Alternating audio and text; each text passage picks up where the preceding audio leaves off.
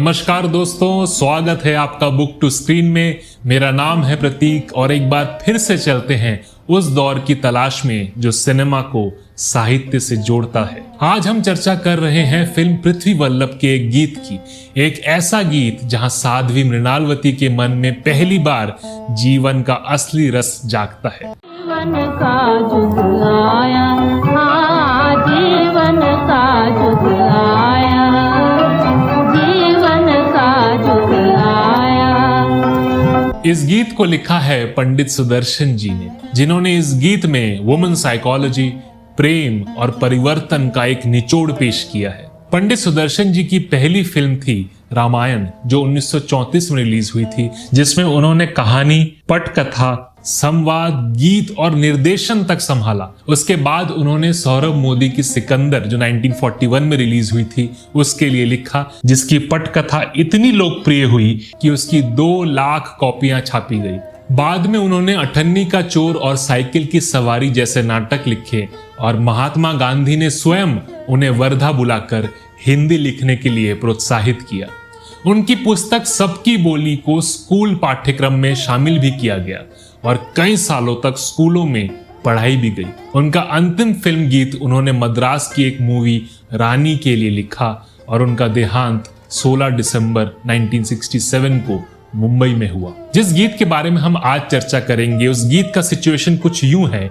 यहाँ मृणालवती के मन में एक भाव सागर मच गया है। जिन्होंने जीवन भर गीत, संगीत और प्रेम से दूरी बनाए रखी, वे अब स्वयं पृथ्वी वल्लभ के प्रेम में पड़ गई है। बात यह है कि किसी से कहिएगा नहीं, मृणालवती को महाराज से प्रेम हो गया है और कल वो भी साथ चलेंगी। और जब जोगिनी गीत गाती हैं तो मानो जैसे मृणालवती की सोई हुई कामना को जगा रही हो। जीवन का जुग आया, अंधियारे ने सूरज देखा, देख देख कर मन ललचाया।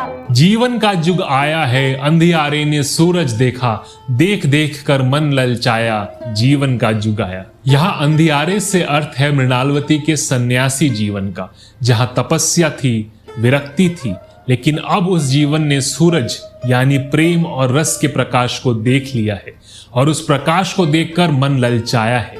ये लालच यहाँ पाप नहीं, एक प्राकृतिक चेतना है, जीवन के सहज सुखों की इच्छा। मुरझाकर बगिया महकी है, फिर इसकी रग रग चहकी है, सोती धरती जाग उठी है, कैसा सुंदर साज सजाया। मुरझाकर बगिया महकी है, फिर इसकी रग रग चहकी है, सोती धरती जाग उठी है, सोती धरती जाग उठी है, कैसा सुंदर साज सजाया। मृणालवती की बगिया उनका अंतर्मन, जो कब का मुरझा गया है, अब फिर से खिल उठा है।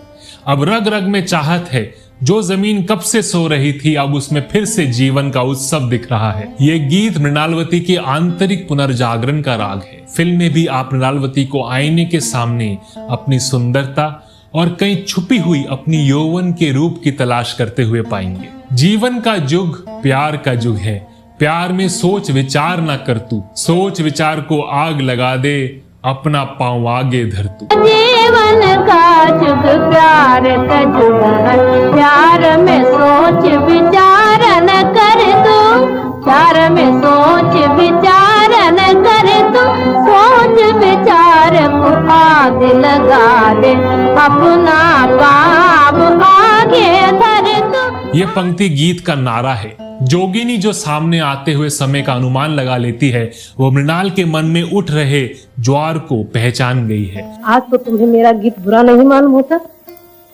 नहीं। क्यों नहीं? मुझसे क्या छुपाती हो?